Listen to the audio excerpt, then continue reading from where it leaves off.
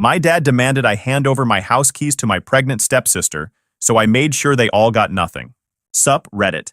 My dad tried forcing me out of the house I bought with my own money for my train wreck stepsister, and what followed was the kind of family disaster that makes you question why DNA means anything at all. Buckle up, because this gets ugly. I'm Tyler, 31 years old, single, and finally at a point in life where things are actually going right. Spent the last decade grinding through entry-level positions, living in apartments where the walls were so thin you could hear your neighbor's phone vibrating, and saving every dollar like my life depended on it. Last year, I bought my first house. Nothing crazy, just a modest 3-bedroom with a small backyard and a garage that doesn't leak when it rains. But man, it felt like winning the championship. The place needed work when I bought it. Dated kitchen cabinets that were probably installed when cassette tapes were still a thing. Carpet that looked like it survived the Cold War and maybe a few apocalypses. And a bathroom that screamed 1987 with its pink fixtures and weird tile pattern. The inspection report was 6 pages of issues. Outdated electrical panel, water heater from the Bush administration, the first one, roof that had maybe 5 good years left if we were lucky, and plumbing that made concerning sounds when you flushed. But none of that scared me off. The bones were good, the foundation was solid, and the price was right specifically because of all those cosmetic issues. I saw potential where other buyers saw problems. Plus, having watched countless home renovation shows during my lunch breaks, I figured I could tackle most of the updates myself. Spent the first 3 months attacking projects every weekend, and most evenings after work. YouTube tutorials became my Bible. Watched a guy named Dave fix literally everything from leaky faucets to electrical outlets. Learned how to install subway tile backsplash without making it look like a drunk person did it. Figured out how to refinish hardwood floors using a rented sander and about 15 hours of backbreaking labor. Replaced every light fixture with modern ones from the home improvement store, swapping out those hideous brass monstrosities from the 90s. The kitchen was the biggest project. Spent $2,000 on new cabinets from a wholesale supplier, another $800 on countertops, and countless hours watching installation videos before finally feeling confident enough to tackle it. My buddy from work, Jake, came over one weekend to help me lift the countertops into place. Those things weighed about 1,000 pounds each, and we nearly dropped one, which would have been an expensive disaster. Bathroom renovation took another month of weekends. Ripped out the pink toilet and sink, installed normal white fixtures like a sane person, retiled the shower surround with neutral gray tile that wouldn't make future buyers wonder what decade they'd time-traveled to. The old bathtub was cast iron and weighed approximately the same as a small car, so that required recruiting Jake and 2 other guys to haul it out to the curb. Every improvement made it more mine, you know? Every fixed outlet, every painted wall, every project completed was proof that I'd built something real.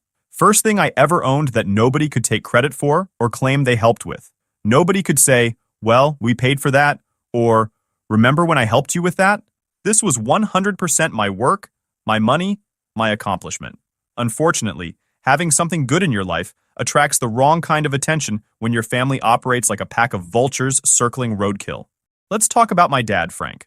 He's 62 now, remarried, and has spent most of my existence either ignoring me completely or showing up just long enough to criticize my life choices.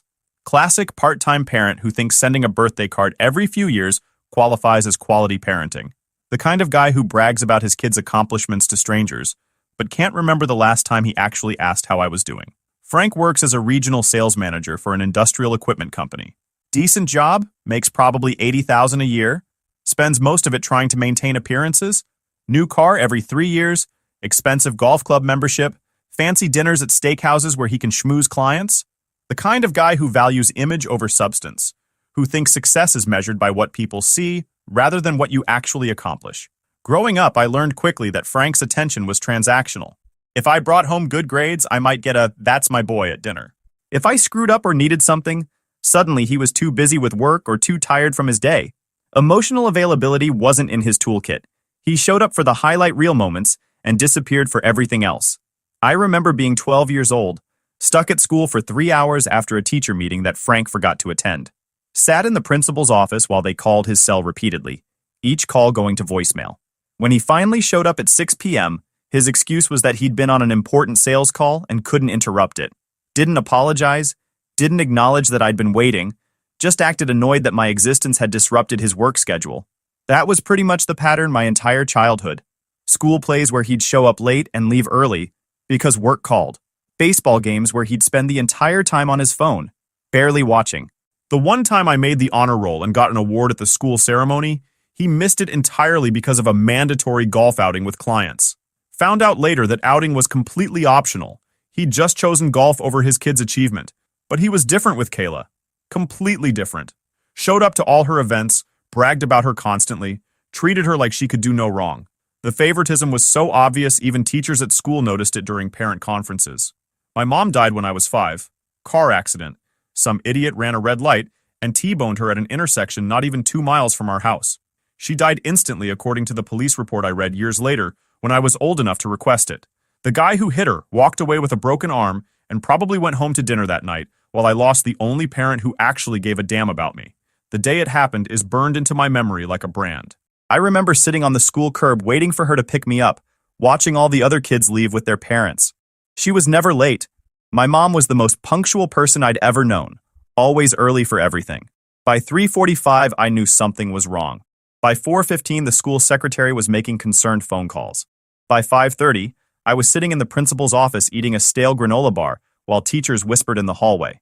Frank showed up at 6 p.m. looking annoyed, like I'd inconvenienced him by needing to be retrieved from school. Standing next to him was Linda.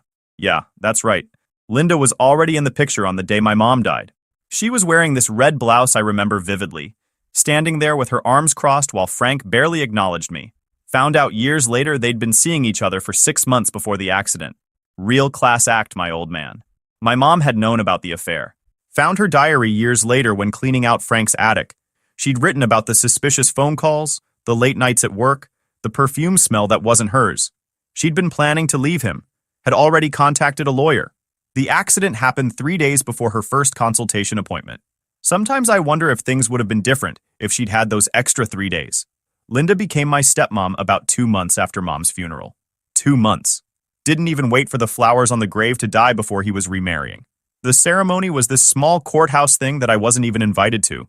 They dropped me at my grandma's house for the afternoon and came back married. My grandma cried when she saw the wedding photos. Not because she was happy, but because she couldn't believe Frank would disrespect her daughter's memory like that. Linda's 58 now, but dresses like she's trying to relive her 20s. Botox appointments every 3 months that give her that slightly frozen look. Fake nails that could double as weapons and click annoyingly on every surface. Hair extensions that probably cost more than my first car. And a personality that could strip paint off walls. She's the kind of person who walks into a room and immediately starts complaining about something. The temperature, the lighting, the furniture arrangement, whatever she can find to make herself the center of attention. She used to be a flight attendant back in the day, and she will never, ever let anyone forget it. Every conversation somehow circles back to her glory days serving drinks at 30,000 feet. When I flew internationally, or back in the golden age of aviation, or during my career with the airline, we get it, Linda. You wore a uniform and handed people tiny bags of pretzels while smiling through turbulence. Now she runs a home daycare out of their house, which is wild considering she barely managed to raise her own kid without completely screwing her up. Actually, scratch that. She did completely screw up Kayla. But we'll get to that. The daycare thing happened about 5 years ago when Frank's company downsized and he took a pay cut. Linda needed to contribute to the household income, but didn't want a real job, as she called it. So she got certified to run a home daycare. Watching her with other people's kids is something else. She's sweet and patient with them, everything she never was with me. Guess it's easier to be nice when the kids go home at the end of the day. She charges $200 per week per kid and usually has 5 to 7 kids at a time. Does the math? She's pulling in decent money, more than you'd think. But somehow they're always broke, always struggling, always needing to borrow from relatives. Where does the money go? That's the million-dollar question nobody in the family wants to answer. That brings us to Kayla. She's 29, technically my stepsister, though calling her that feels generous since we're about as close as 2 strangers stuck in an elevator. She's Linda's daughter from a previous relationship.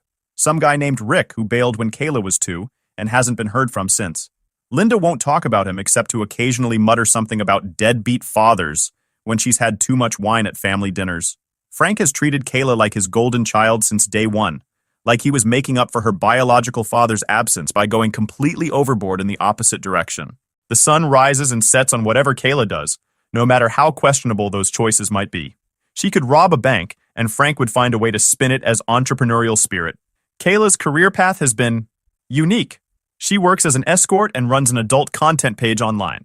Look, I'm not here to judge anyone's life choices. Adults can do what they want with their own bodies and time. The problem is, she's terrible at it.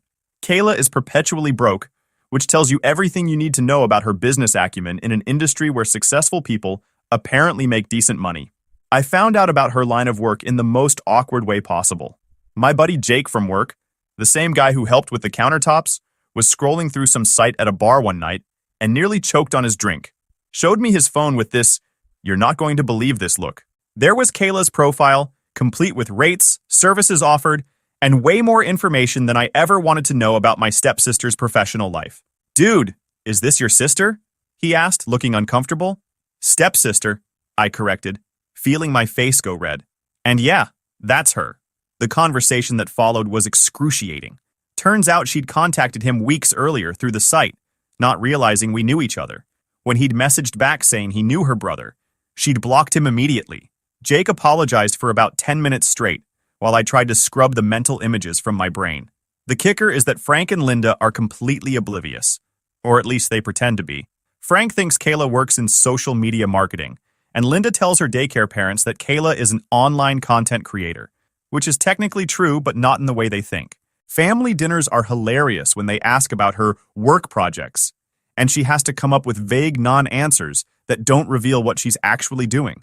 Despite all this, Frank calls her his pride and joy, and acts like she's running a Fortune 500 company instead of struggling to make rent every month. Meanwhile, I'm over here with a stable job, a house, and my life together, and I get treated like the family disappointment because I'm not married with 2.5 kids in a minivan by 31. Growing up in their house was like living as a background extra in someone else's movie. Kayla was the princess with the starring role, and I was the unwanted baggage that occasionally wandered through scenes. The double standards were everywhere, in everything, all the time. Christmas was the most obvious example. Kayla's pile of presents under the tree would be literally 3 feet high. Electronics, clothes, jewelry, whatever she'd asked for. Mine would be maybe 3 or 4 boxes of practical items I needed anyway. Socks, school supplies, a jacket that was more function than fashion. One year I got a graphing calculator for Christmas, while Kayla got a laptop, a new phone, and about $1,000 worth of clothes. "You need that calculator for school," Frank explained when I asked why the gift gap was so massive. "We're being practical. Practical. Right. Nothing says we love you equally, like a calculator versus a laptop." Birthdays were the same story.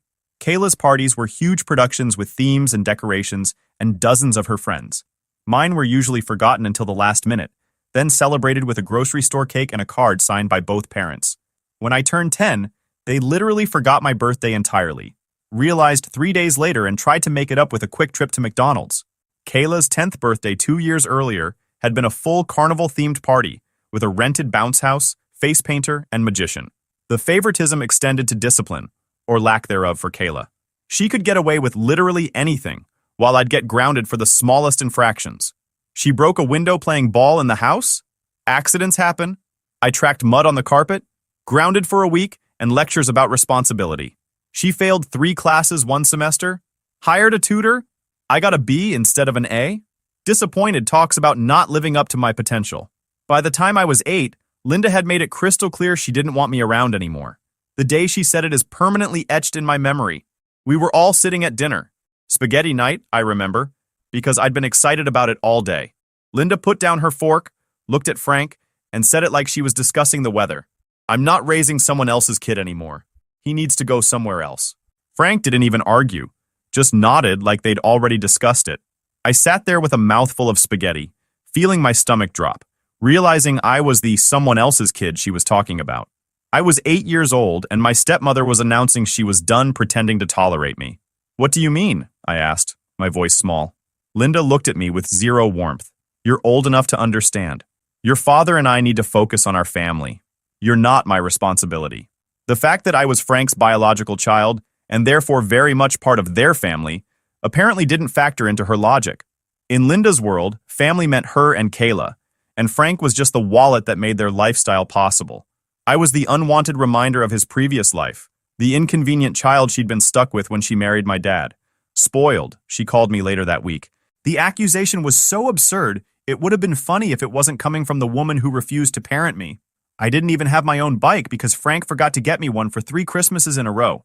Kayla had 2 bikes, a scooter, rollerblades, and a bedroom that looked like a toy store exploded. But sure, I was the spoiled one. That's when they discovered the magic solution to their unwanted kid problem: boarding school. Frank framed it as providing me with a better education and more opportunities. But we all knew what it really was: a convenient way to dump me somewhere far away so they wouldn't have to deal with me. Linda could have her perfect little family without the constant reminder of Frank's first marriage. And Frank could pretend he was being a responsible parent by paying tuition. Boarding school wasn't terrible, actually. The structure was good for me, and at least there I wasn't constantly reminded that I was the unwanted one. Teachers there actually remembered my name and showed up to parent-teacher conferences, more than Frank ever did. I'd come home for holidays and summer breaks, but it always felt like visiting strangers who tolerated my presence out of obligation. The older I got, the more obvious the favoritism became. Kayla got a brand new car for her 16th birthday. I got a bus pass and was told it would build character. She failed 2 classes senior year, and they hired a tutor. I made honor roll and got a text saying good job. When she dropped out of community college after 1 semester, they said she was finding herself. When I graduated with honors, Frank's response was, "Must be all that expensive boarding school we paid for." Every accomplishment I had was diminished. Every failure Kayla had was excused. The pattern was so consistent, it stopped hurting after a while. Just became the background noise of a dysfunctional family dynamic I couldn't wait to escape. I put myself through college working 2 jobs, graduated with a business degree, and landed a decent position at a supply chain management company. Worked my way up from coordinator to analyst to manager over 7 years. Lived in cramped apartments with questionable plumbing, skipped vacations, brown-bagged lunch every day, and saved like my life depended on it. Every dollar went toward the same goal: getting my own place where nobody could make me feel like I was taking up space I didn't deserve. Last year, that dream became reality when I closed on the house. 3 bedrooms, 1,800 square feet, nice quiet neighborhood where people actually maintained their lawns. The inspection revealed some issues: old water heater, outdated electrical panel, roof had maybe 5 years left, but nothing I couldn't handle or budget for. Got a fair price because of those issues, which worked in my favor. When I told Frank about buying the house, his response was peak Frank. "Oh, must be nice." Not congratulations, not "I'm proud of you," just barely concealed jealousy that I'd accomplished something without his help. Linda didn't even respond to my text about it. Kayla sent back a thumbs up emoji. Real supportive bunch. For a few months, I kept my distance from them. Why wouldn't I? They'd never been supportive, never showed genuine interest in my life, never treated me like actual family. But somewhere in my stupid, optimistic brain, I thought maybe this could be different. Maybe owning a house would earn me some respect. Maybe they'd finally see me as a successful adult instead of the inconvenient kid they'd shipped off to boarding school. So I did something dumb. I invited them to a housewarming party. Spent the whole week before cleaning, organizing, setting up. Hit the store for snacks and drinks, made sure the place looked perfect. Even bought nice paper plates because apparently I thought they deserved the good stuff. Looking back, I don't know what I was thinking. These people don't do normal family events. They do drama, and they do it at an Olympic level. They showed up an hour late naturally. Linda was first through the door, heels clicking on my newly refinished hardwood like she was making an entrance at some gala. She stopped in the entryway, scanned the living room with narrowed eyes, and her face twisted into that familiar look of disapproval. "Well, this is cozy," she said, drawing out the word like she was trying to find a polite way to say something insulting. Then added, "It's fine for someone single, I guess?" Frank wandered in behind her, hands in pockets, looking around with the enthusiasm of someone forced to attend a mandatory work training. "You didn't tell me you were looking at houses," he said. "You should have asked for my advice. I know a thing or two about real estate investments." Right. The guy who let Linda blow through their savings on her failed craft business ventures definitely had valuable financial wisdom to share. Kayla dragged herself in last, glued to her phone, muttering "nice place" without even looking up. I doubt she actually saw anything beyond her screen. The critiques started immediately. Linda zeroed in on my furniture choices.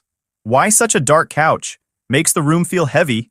You should have gone lighter, more inviting." Then, the curtains. "These are very basic. You need something with more personality." The kitchen. "This layout is inefficient.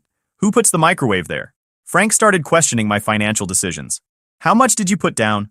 What's your interest rate? You probably got screwed by the mortgage broker." He hadn't asked a single question about my life in 6 months. but suddenly he was a real estate expert. Kayla finally looked up from her phone long enough to ask, "How many bedrooms?"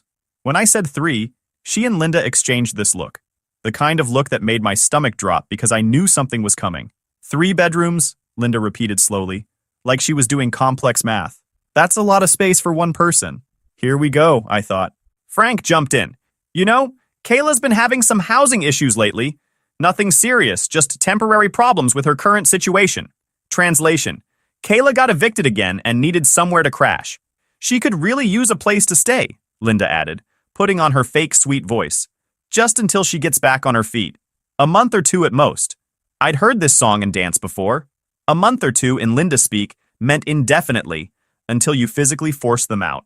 Besides, this was my house. The one thing I had that was completely mine, that I'd worked for, that nobody else could claim credit for. Sorry, but that's not going to work, I said, keeping my voice level. I'm not set up for roommates right now. The temperature in the room dropped about 20 degrees. Linda's fake smile vanished. Frank's jaw tightened. Kayla actually looked up from her phone with genuine surprise, like the concept of someone saying no to her was completely foreign. Not set up for roommates? Linda repeated, her voice sharp. You have 3 bedrooms and you live alone. How are you not set up for it?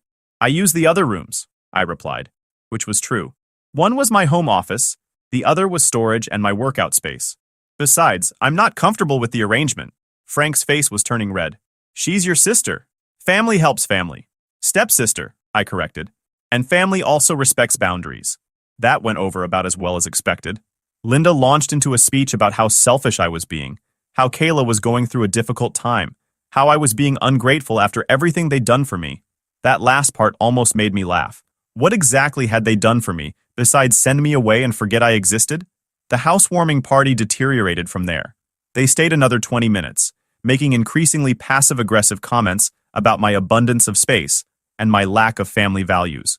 Finally, they left in a huff, Linda making sure to loudly announce to Frank in the driveway that some people just don't understand what it means to be family. I closed the door behind them and stood in my living room, in my house, feeling relieved they were gone, but also weirdly guilty. That's the thing about manipulative family members. They're so good at making you feel bad for setting reasonable boundaries that you start questioning whether you're actually in the wrong. Spoiler alert, I wasn't. A few days later, I was at work when my phone started blowing up. Text after text from Linda, each one more demanding than the last. Started with, "We need to talk about Kayla's situation," and quickly escalated to, "You need to do the right thing here." And finally, "This is what family does for each other." I ignored them, had a big project deadline, and didn't have time for whatever drama they were cooking up. That evening, I came home to find Frank's car in my driveway. He was sitting on my porch like he owned the place, and his expression made it clear this wasn't a friendly visit. "We need to talk," he said, standing up as I approached. "About Kayla." "There's nothing to talk about," I replied, unlocking my door. "I already said no." He followed me inside uninvited. "You don't understand the situation. Kayla's pregnant." That stopped me in my tracks. I turned to look at him, waiting for the punchline, but he was dead serious. "Pregnant," I repeated. 7 months, he said. "The father's not in the picture. She can't stay where she is now. The place isn't suitable for a baby. She needs somewhere stable, somewhere family can help her." The play was obvious. This was meant to be the emotional trump card that made me cave. Poor pregnant Kayla with nowhere to go, and her heartless stepbrother refusing to help. "That's unfortunate," I said carefully. "But it doesn't change my answer. This is my house and I'm not giving up my space for her." Frank's face went from serious to angry in about 2 seconds. "You're being selfish. We're talking about your nephew or niece here. That baby needs a stable home. Then you and Linda should provide one," I shot back. "You have a house. Let her stay there. Our place isn't big enough. We don't have the extra room now that Linda's running the daycare out of the spare bedroom. Your house is perfect. 3 bedrooms, quiet neighborhood, plenty of space for a baby." The absurdity of his logic was stunning. They'd kicked me out of their house at 8 years old, claiming there wasn't enough room. But now suddenly they expected me to house their golden child and her unplanned baby in the home I'd worked my tail off to buy. "You know what's funny?" I said, keeping my voice level despite the rage building in my chest. "When I was 8 and you sent me to boarding school, Linda said she wasn't raising someone else's kid, said there wasn't enough space for me in your house. But now you want me to raise Kayla's kid? To give her space in my house? How does that make sense?" Frank's jaw clenched. "That was different. You were difficult to handle. Kayla's situation is temporary. I was 8 years old and grieving my mother. That's what you call difficult to handle? And Kayla's situation isn't temporary. She's having a baby. Babies are pretty permanent. You owe this family, Frank said, voice rising. After everything we've done for you, putting you through school, giving you a home when you needed it, giving me a home? I cut him off, years of suppressed anger finally breaking through. You shipped me to boarding school at 8 years old because Linda didn't want to raise someone else's kid. You did the bare minimum required by law. I don't owe you anything. Frank's face was turning that particular shade of purple that meant he was losing control of the situation. He wasn't used to me pushing back, wasn't prepared for me to actually stand up for myself. All those years of me being the accommodating one, the one who took whatever they dished out, had made him think I'd always cave eventually.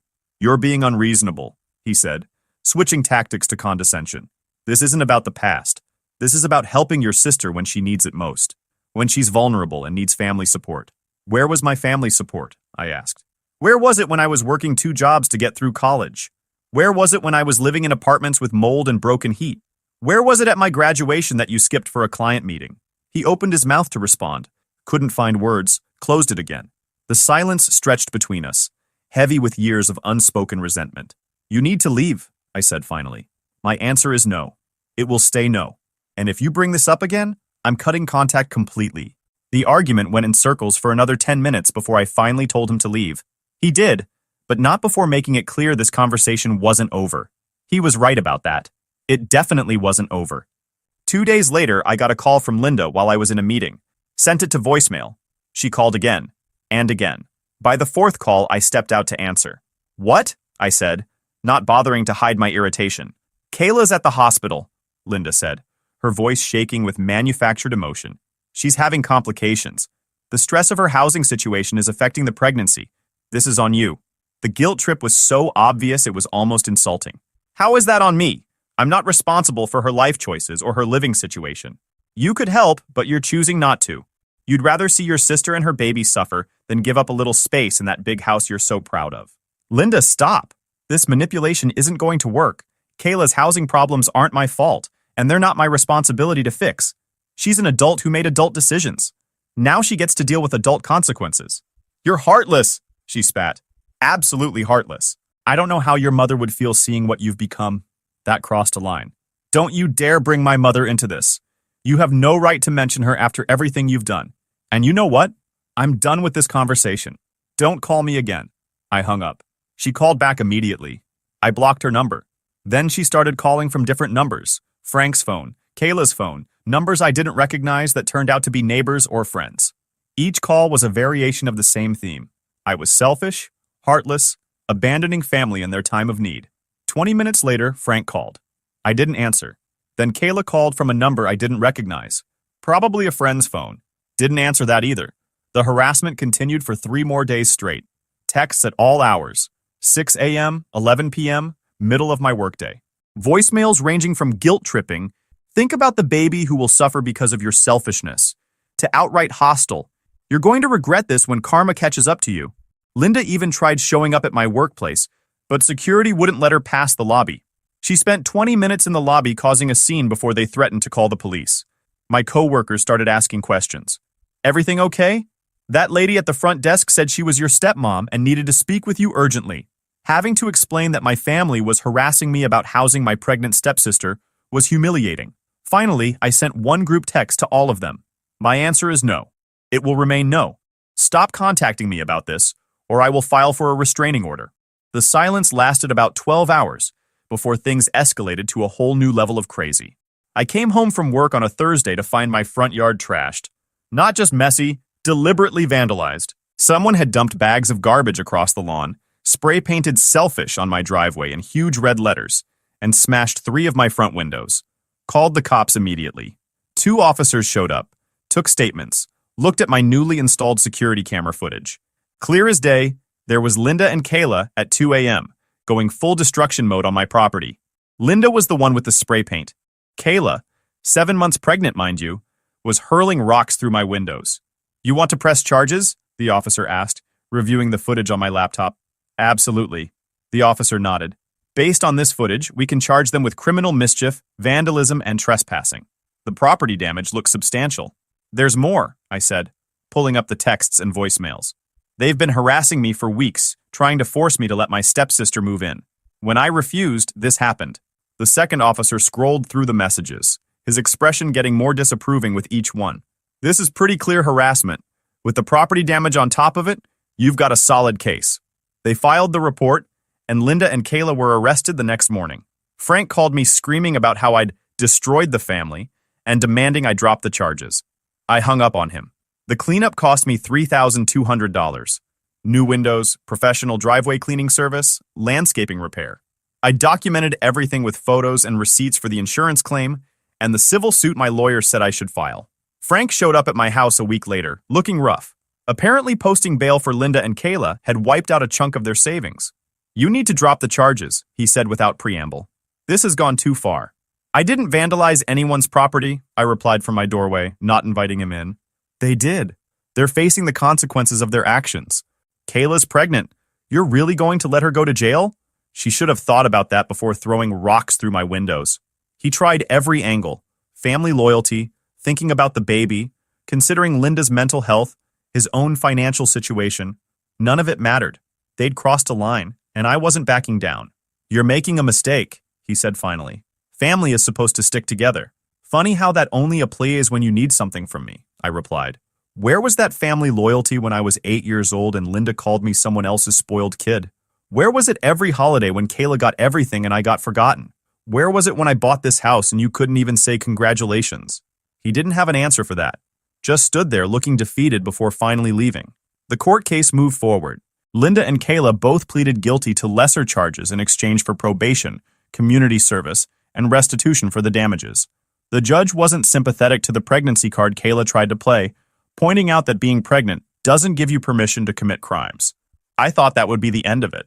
Thought they'd finally leave me alone after facing actual legal consequences. I was wrong. 3 weeks after the court case wrapped up, I was home late one evening when I heard shouting outside. Looked out the window to see some guy pacing on my lawn, yelling at my house like a madman. Opened the door cautiously, keeping it mostly closed. Can I help you? You're the guy, right? He barked, pointing at me. The one screwing with Kayla? My stomach dropped. I don't know what you're talking about. Don't play dumb. She told me everything. How you're sabotaging her, making her life miserable, forcing her out on the streets while she's pregnant. You think that's okay? This was insane. Kayla had apparently spun some story to one of her clients and sent him to my house to intimidate me. I think you should leave, I said firmly. Whatever Kayla told you isn't true, and you're trespassing. I'm not going anywhere until you fix this, he shouted, taking a step toward the porch. I slammed the door and locked it, immediately calling the cops. My heart was racing as this stranger pounded on my door, threatening to make me pay for what I'd done to Kayla. The police arrived within minutes. The guy tried explaining his side to the officers, how he was just trying to help a pregnant woman being victimized by her evil stepbrother. The cops weren't impressed, especially when they ran his name and found outstanding warrants. He got arrested right there in my front yard. That night, standing in my house listening to the sirens fade, I made a decision. This place, my dream house, the thing I'd worked so hard for, didn't feel like home anymore. It felt like a target. Every time I pulled into the driveway, I was looking over my shoulder. Every noise outside made me tense. This was supposed to be my sanctuary, and they'd turned it into a source of constant stress. If you enjoyed this video, please hit that subscribe button. It really helps the channel and help us bring you more and better stories. Thanks.